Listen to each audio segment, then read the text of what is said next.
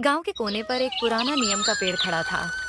उसी पेड़ के नीचे रघु रोज सुबह अपना छोटा सा दाल चावल का ठेला लगाता था। ठेले पर एक बड़ा भगोना दाल का, एक भगोना चावल का और 2-4 कटोरियां। दिन भर मुश्किल से 5-6 ग्राहक आते थे। उस दिन भी धूप तेज थी। रघु अपने ठेले के पास बैठा सोच रहा था कि आज फिर कितना कम धंधा हुआ। तभी एक आदमी जो रोजाना उसके यहाँ खाना खाता था। अरे रघु भाई, तुम ये ठेला चलाकर घर कैसे चलाते हो? रघु ने एक लंबी सांस ली और बोला, क्या बताऊं भैया, मुश्किल से घर का खर्च निकलता है, ऊपर से पुराना कर्ज भी है। अब तो बस इसी में गुजारा कर रहे हैं। अरे यार, दाल चावल बेच के क्या कमाओगे? कभी कुछ नया बनाने का सोचा? नहीं भैया, दूसरा कुछ बनाना आता ही नहीं। खेत भी नहीं है कि खेती करूं, जो आता है वही बेच रहा हूं। देख भाई, अगर आगे बढ़ना है ना तो कुछ अलग करना पड़ेगा। लोग नए स्वाद के पीछे जाते हैं। ये कहकर वो चला गया। रघु की आंखों में सोच के बादल छा गए। सच कह रहा था वो। आखिर क्या बनाऊं जो लोग पसंद करें और अच्छा दाम भी मिले। उसी समय एक महिला अपने छोटे बेटे का हाथ पकड़ कर आई। चल बेटा, दाल चावल खा लेते। नहीं माँ, मुझे दाल चावल नहीं चाहिए, मुझे बिरयानी खानी है। बेटा मुंह बिगाड़ते हुए बोला, बेटा यहाँ बिरयानी नहीं मिलती और वो बहुत महंगी भी होती है। चल दाल चावल खा ले। नहीं, मुझे नहीं खाना। महिला ने मजबूरी में ठेला छोड़ दिया और बेटे को लेकर चली गई। रघु ये सब चुपचाप देख रहा था। उसके मन में एक बिजली सी कौंधी। बिरयानी, हाँ, लोग बिरयानी पसंद करते हैं, महंगी भी है, शायद यही बिके। शाम को जब रघु ने ठेला समेटा और घर पहुंचा तो उसका चेहरा उम्मीद से चमक रहा था। कमला, उसने अपनी पत्नी को आवाज दी।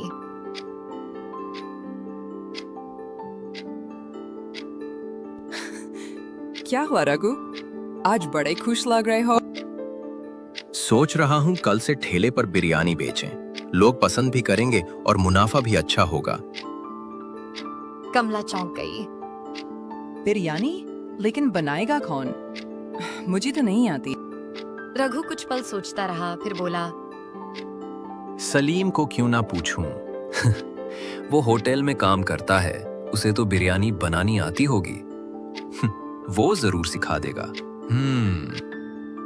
कमला हंस दी। ठीक है, पूछ लेना। अगर सच में सीख गए तो हो सकता है हमारी किस्मत बदल जाए। रघु के चेहरे पर उम्मीद की किरण चमक उठी। उस रात वो देर तक बैठा तारों को देखता रहा और मन ही मन ठान चुका था, कल से जिंदगी बदलनी है, किसी भी कीमत पर।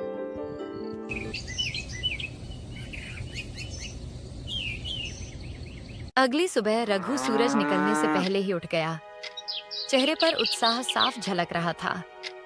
जल्दी जल्दी नहा धोकर उसने कपड़े पहने और अपने दोस्त सलीम के घर की ओर चल पड़ा। गांव की पगडंडी पर हल्की हल्की धुंध थी, मगर रघु के कदमों में एक नई उम्मीद की रफ्तार थी। सलीम के घर पहुंचते ही दरवाजे पर दस्तक दी। कौन है? अरे रघु, बड़े दिनों बाद आए हो भाई। हाँ यार, काम के चक्कर में समय ही नहीं मिल पाया। सोचा आज आकर तुमसे कुछ जरूरी बात कर लूं। अरे आओ आओ अंदर। सलीम ने उसे चारपाई पर बैठाते हुए कहा, क्या बात है? चेहरे से तो लग रहा है कोई बड़ा फैसला लेने वाले हो। रघु ने गहरी सांस ली। सलीम भाई, तुम्हें पता है मेरी हालत कैसी है? ठेले पर दाल चावल बेच बेच कर गुजारा मुश्किल हो गया है। कर्ज का बोझ भी बढ़ता जा रहा है। सोच रहा हूं कुछ नया करूं और इसी वजह से तुम्हारे पास आया हूं। सलीम ने गंभीर होकर पूछा, क्या मदद चाहिए भाई? जो होगा मैं जरूर करूंगा। रघु ने थोड़ी हिचकिचाहट के बाद कहा, भाई मुझे तुमसे बिरयानी बनाना सीखनी है। सुना है तुम्हारी बिरयानी का जवाब नहीं। सलीम का चेहरा खिल गया। अरे बस इतनी सी बात। ये तो बड़ी आसान चीज है, बताता हूँ। रघु उत्सुकता से उसकी बात सुनने लगा। सलीम बोला, सबसे पहले बताओ, मटन की बिरयानी बनाओगे या चिकन की?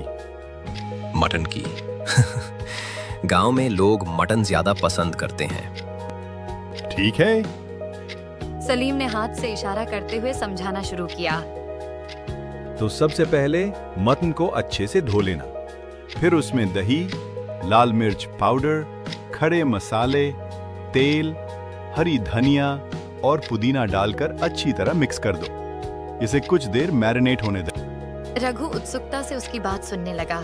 सलीम बोला, जब तक मटन मैरिनेट हो रहा है, तुम चावल उबाल लो।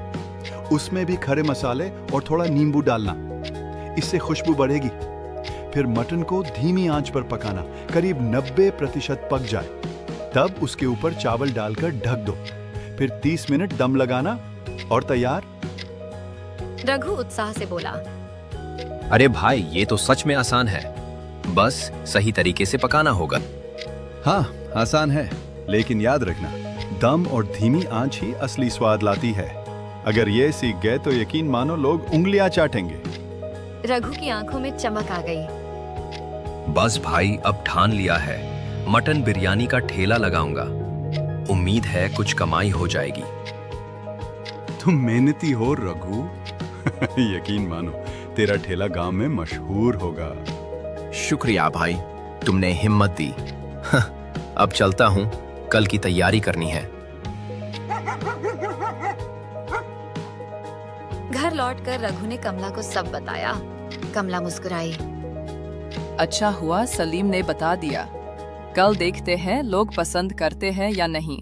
लेकिन दाम क्या रखोगे? 100 रुपया प्लेट रखूंगा, सही मुनाफा होगा। ठीक है, तो फिर अब इसे तैयारी शुरू कर दो। रघु के दिल में नई ऊर्जा थी। उस रात उसने बिरयानी का हर स्टेप बार बार याद किया और अगली सुबह का सपना सजोते हुए तैयारी में लग गया।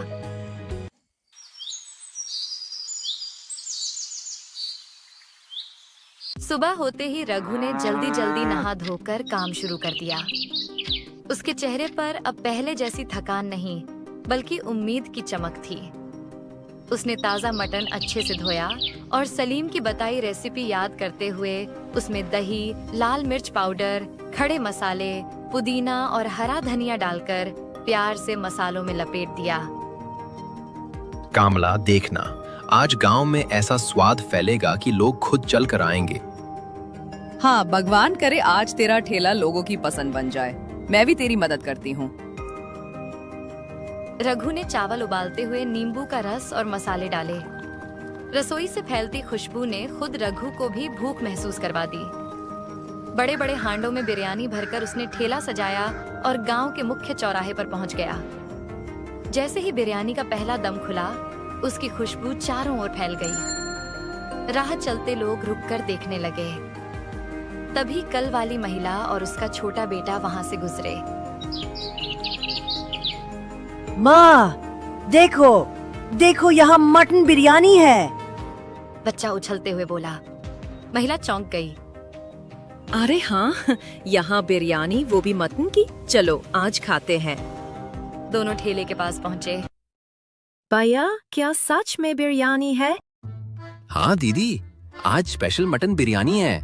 एक बार खाकर देखिए, उंगलियां चाटते रह जाएंगी। अच्छा, कितने की प्लेट है? बस 100 रुपए की एक प्लेट, और उसमें 2 बड़े मटन के पीसेस मिलेंगे। रघु ने प्यार से एक प्लेट परोसी। महिला और बेटा जैसे ही खाने लगे, उनके चेहरे खिल उठे। अरे भाई, ये तो कमाल की बिरयानी है। महिला ने चौंक कर कहा।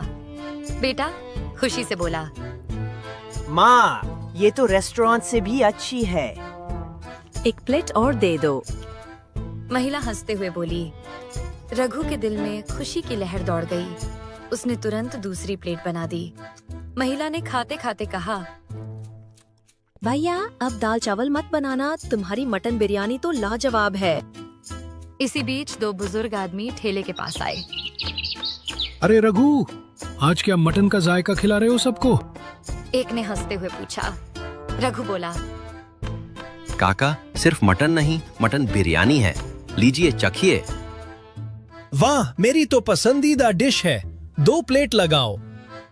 जैसे ही बुजुर्गों ने पहला निवाला लिया, एक ने उंगलियां चाटते हुए कहा, भाई क्या बात है, ये तो सच में लाजवाब बनी है।